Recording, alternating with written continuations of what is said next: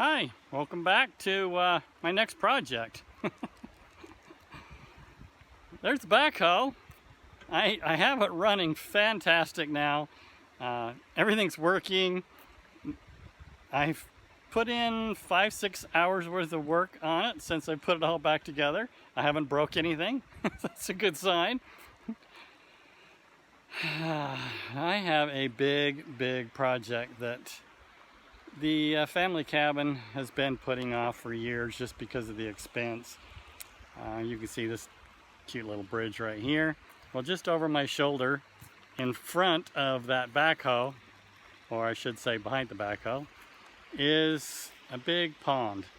That pond used to be 4 or 5 feet deep. I believe it was done in the 60s. Great grandpa put in a dam for that pond, and they put it on logs. I'm sure at the time it sounded like a good idea. They built a dam on top of a bunch of logs, but of course those logs are going to decay, and they did. Now the dam has started to fall apart. So this used to be the flow around to the side, and there was a little head gate in right here. And put in the head gate, and this backed up to a little pond that flowed around, and then it would flow kind of over around the edges a little bit and flow down along this side. And down there you see that big culvert next to the tree.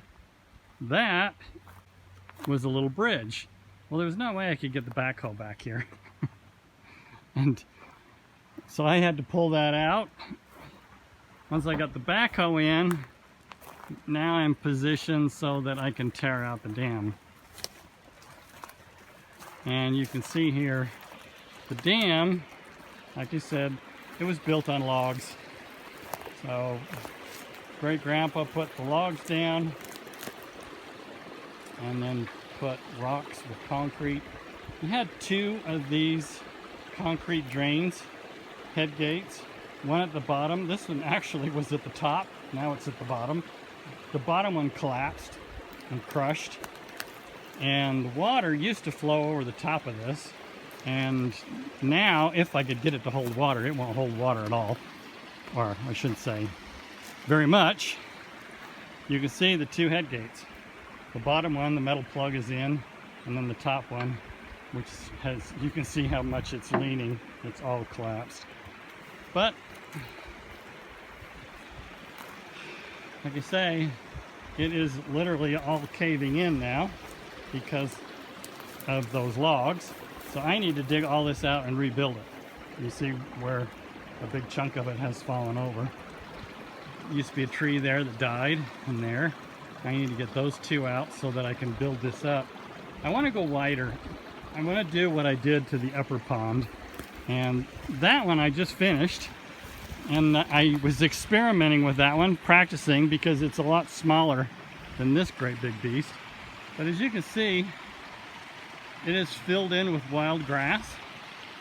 It's filled in with silt. This side here is only just a few inches deep of water.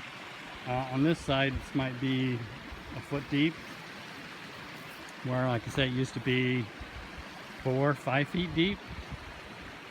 Along the bank on that side, there's a couple of dead trees, old stumps that I want to dig out. So let's walk up to the upper pond and I'll show you what I did. You can see the overflow. Now, great grandpa had done that overflow similar back in the 60s.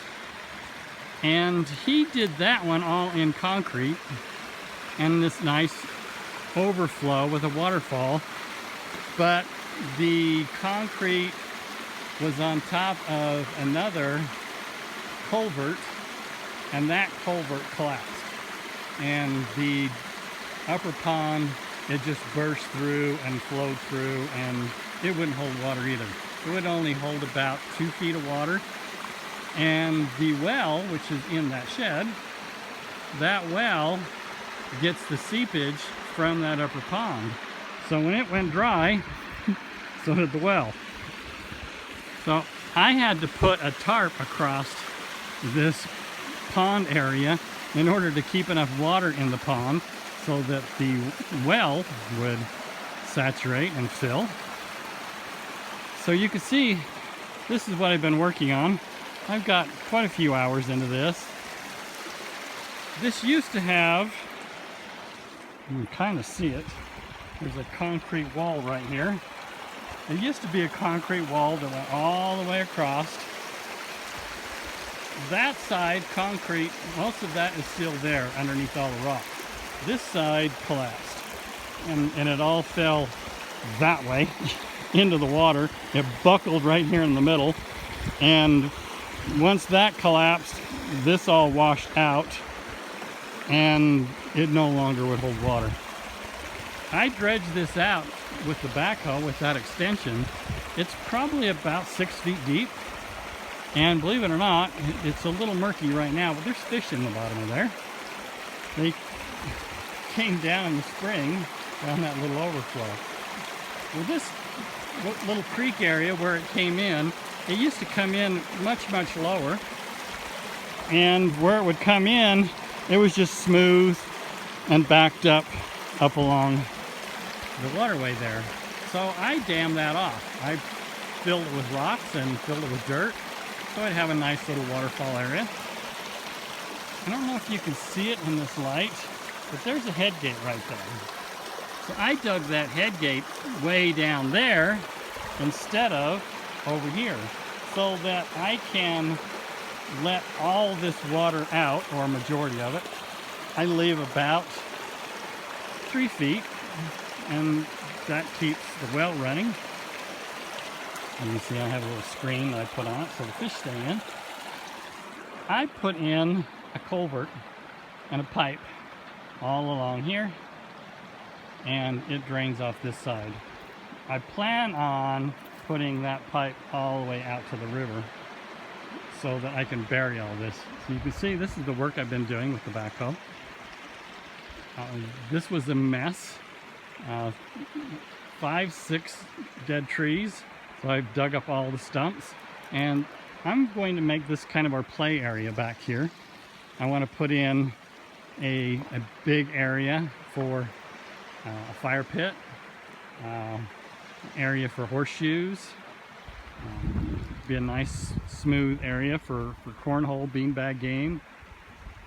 And what'll be really cool, if I can get it to work out, and I'm sure I can, that area goes out to the main road. And if I put in a culvert pipe right over there so that you can cross this little creek, I'll be able to pull back here with a trailer. And I could park a trailer right here, and that would be really awesome. So now that I have the backhoe back here, I can get to work on this dam.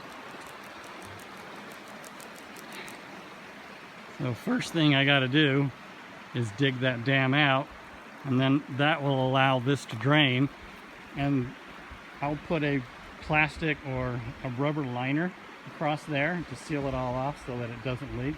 I had to do the same thing with the upper pond. It has a big bladder all along this side. I didn't want to go all the way around and do a complete bladder because I have the well that seeps from this.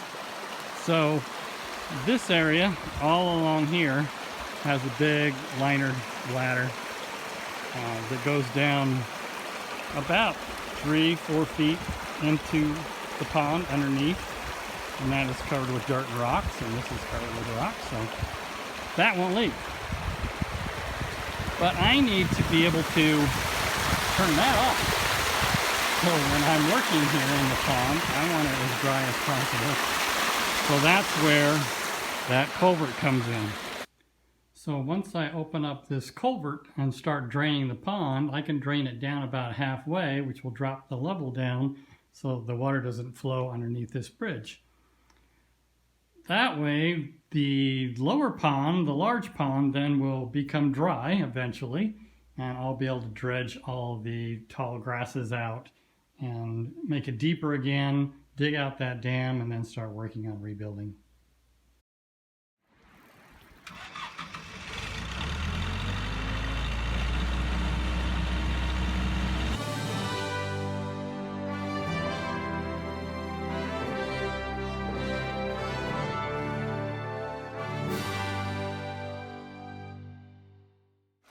Now that that side is out, I wanted to give you an idea of how this thing was actually built. And you can see the water really running through. So there you can see that culvert as it came through, where it busted and collapsed. There's part of the log. As this water runs out more and more, you'll be able to see. But there is a concrete retaining wall right in here somewhere. You can kind of see it on the other side there.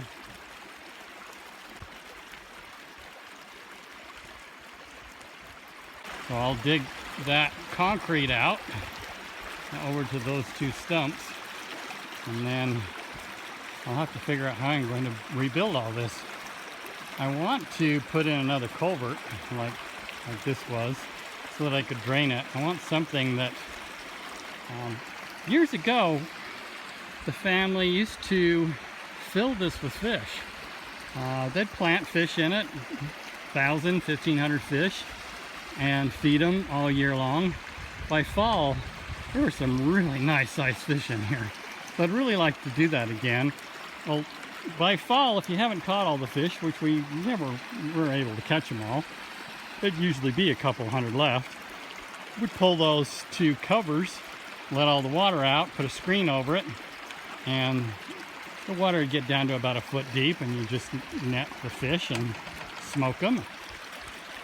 So it was always fun to have kids, grandkids, be able to fish in here. So I want to do the same. I'm not exactly sure how I'm going to do this, but I'm sure I'll figure it out. Probably make it really wide like I did that other one. Maybe go 6 to 8 feet wide. Concrete rocks on each side of it. Have a nice bridge.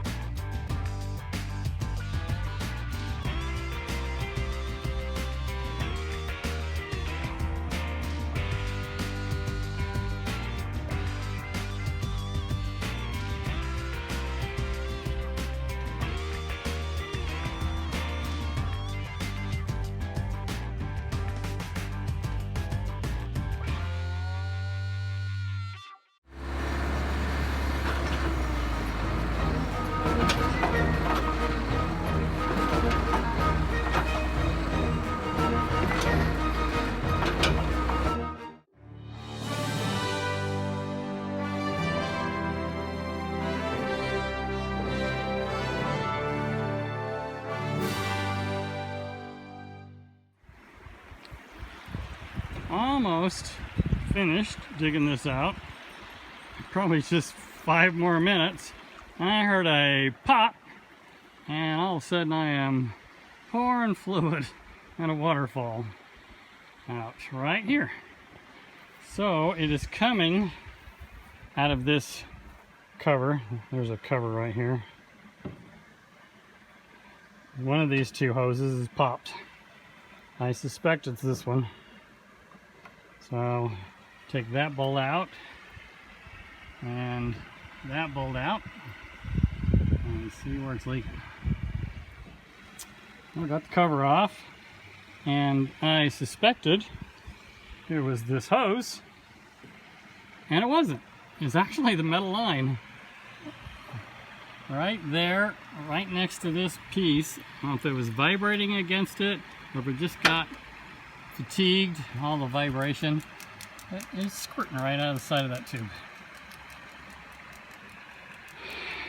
Alright, I'm going to take this steel line off now, and I'm going to see if the hose guy that makes my hoses for me can actually bend that steel line.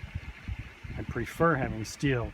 This hose was steel as well originally, so there was 2 steel lines there, and when that one went, they replaced it with a rubber hose. So I might end up doing the same.